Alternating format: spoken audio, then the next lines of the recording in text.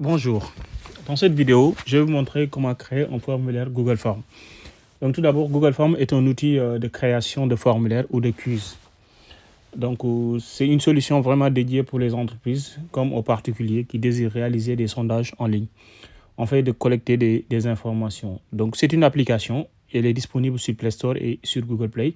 Donc si vous avez un téléphone Android ou un téléphone iOS, iPhone, vous pouvez le télécharger directement sur votre Play Store.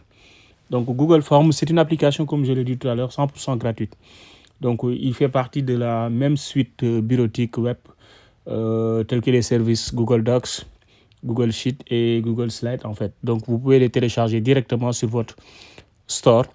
Donc, mais ce qu'il faut savoir, c'est que l'ergonomie que vous avez, ou bien les options que vous avez sur la machine, sur l'ordinateur, c'est différent de ce que vous avez sur le téléphone portable. Donc aujourd'hui, on va apprendre comment vraiment créer un formulaire avec notre application Google Forms. Donc si vous ne l'avez pas, allez sur Play Store ou App Store et le téléchargez.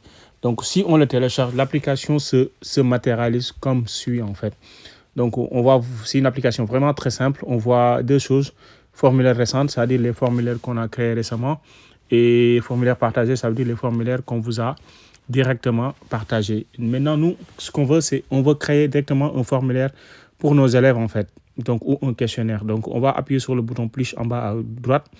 Donc quand on clique sur le bouton plus, il y a des modèles, il y a des templates qu'il nous donne. Par exemple, ici des modèles, on peut les prendre, les personnaliser en fonction de ce qu'on veut. Donc si on veut réaliser un questionnaire ou bien un formulaire qui demande des contacts des gens, on peut prendre vraiment le contact information là et le modifier à notre guise et de l'utiliser en fait. Mais ce qui nous intéresse, nous vraiment, il y a beaucoup de templates qu'on peut choisir ici. Mais nous, ce qui nous intéresse, c'est de créer notre propre formulaire pour nos propres élèves en fait. On va cliquer en haut à droite sur le bouton plus à gauche. Donc, il nous demande de mettre le nom du formulaire. Par exemple, je mets questionnaire d'histoire. Je vais réaliser un questionnaire d'histoire. Donc, je mets le nom questionnaire d'histoire. Donc, notre questionnaire, il est là. Ça apparaît directement ici sur notre interface d'application. Donc, on a 4 rubriques en haut. On a questionnaire.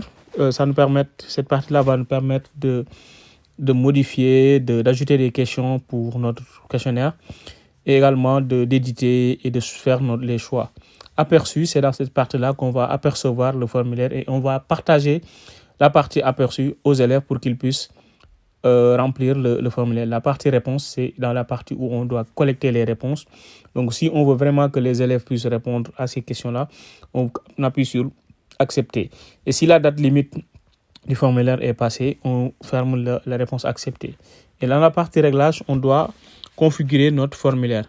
Donc déjà, c'est cette première partie-là qu'il faut régler. On doit travailler ici dans la première des choses qu'il faut faire. C'est d'abord de collecter des emails parce qu'on veut savoir qui ont rempli le formulaire. On va cliquer sur sélectionner, allumer le bouton collecter des adresses email. On va descendre jusqu'en bas, on va convertir un questionnaire parce qu'on va réaliser un questionnaire. Donc, on le convertit. Donc, on clique sur le bouton convertir en questionnaire. Et également, on va aller chercher une autre option limitée à une réponse si on veut que vraiment chaque étudiant ou bien chaque élève ou bien chaque apprenant réponde par une réponse. Donc, on a fini nos réglages. C'était les seuls réglages qu'il fallait faire. La première des choses, c'est de collecter les emails. La deuxième chose, c'est de limiter à une réponse. Et la troisième chose, qui est le plus important, c'est de convertir notre questionnaire en un quiz. Maintenant, on va aller directement dans notre question. Donc, on a ici questionnaire d'histoire. Là, on a description du formulaire. On écrit une petite description ou bien on explique les gens à quoi consiste le formulaire. Par exemple, je peux dire formulaire d'histoire pour des élèves de 3e. Là, par exemple, on sait que le formulaire il est réservé aux élèves de 3e. D'accord, à l'emplir individuellement. D'accord, on sait que ce formulaire-là doit être rempli de façon individuelle. Là, maintenant, on est en face des questions. Par exemple, là, on a mis des choix multiples, réponses courtes, paragraphes, liste déroulante, date. Il y a une panoplie d'options qu'on veut choisir. Si on le veut, on le choisit. Moi, ce qui m'intéresse ici, c'est que je veux poser des questions, comment l'élève il s'appelle, son numéro de téléphone et ensuite poser une question. Donc, c'est un petit questionnaire que je veux faire. pour vous apprendre à réaliser des questionnaires sur votre téléphone portable. Là, je choisis réponse courte. Donc, j'ai posé la question, prénom c'est quoi? Donc, et l'élève va répondre par une réponse courte, tout simplement. Et je vais savoir si je veux que la réponse soit obligatoire, je mets obligatoire. Je peux ajouter une autre question ici en appuyant sur le bouton en bas, plus à gauche, ici. Et je choisis également encore la réponse courte et je peux mettre son nom. Également, je peux mettre également une réponse obligatoire. Soit, si je veux ajouter également une autre question, je peux appuyer sur le bouton plus ou bien copier directement ici et éditer. Donc, je copie directement ici et je demande également le téléphone. D'accord? Les élèves vont répondre également le téléphone. Je pose une dernière question. Je mets copier également et je change ça en question choix multiple maintenant. Parce que la question que je vais poser, c'est une question à choix multiple. En quelle année le Sénégal a eu son indépendance? D'accord? Et maintenant, je pose des questions. Les réponses, autant pour moi, 1900. C'est une question à choix multiple. Je pose la deuxième question, 1960. Et la troisième option, je mets 1950. Alors maintenant, la réponse également, elle est obligatoire. Maintenant, on va voir sur aperçu ce que ça donne. Quand on clique sur aperçu ici, on va voir ce que ça donne. Il nous demande de se connecter.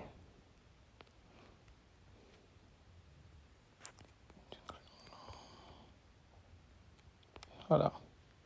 On a mis notre mot de passe. Donc, si on se connecte, voilà le formulaire qu'on vient de réaliser. Il nous dit enregistrer les modifications. Si on enregistre les modifications, donc il faut être très patient avec le téléphone portable. Voilà le formulaire qu'on vient de créer. Donc là, le questionnaire d'histoire, formulaire pour les élèves de 3e. Là, on demande l'adresse email. Là, on demande notre nom, notre prénom, notre numéro de téléphone. Et là, il nous demande notre adresse email. Et pour partager ce formulaire à vos élèves, on ne doit pas aller sur questions pour partager. On va aller sur aperçu ici et faire en haut à droite et on clique sur lien vers le formulaire et on copie le lien, on le partage ou bien on va le partager soit par WhatsApp, ou bien soit par Discord, ou bien soit par Facebook. Si vous avez votre téléphone Android, il apparaît sous ce format-là.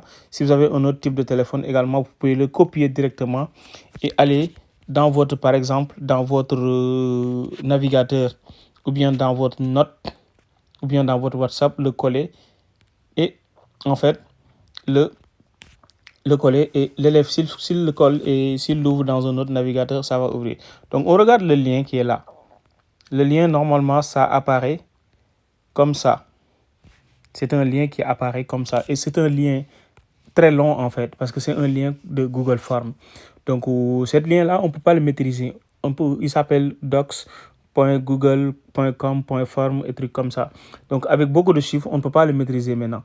Dans la deuxième vidéo que je vais faire, on va vous montrer comment faire un raccourcisseur d'URL, c'est-à-dire comment réduire cette URL-là, en fait, pour que ça soit facile à mémoriser.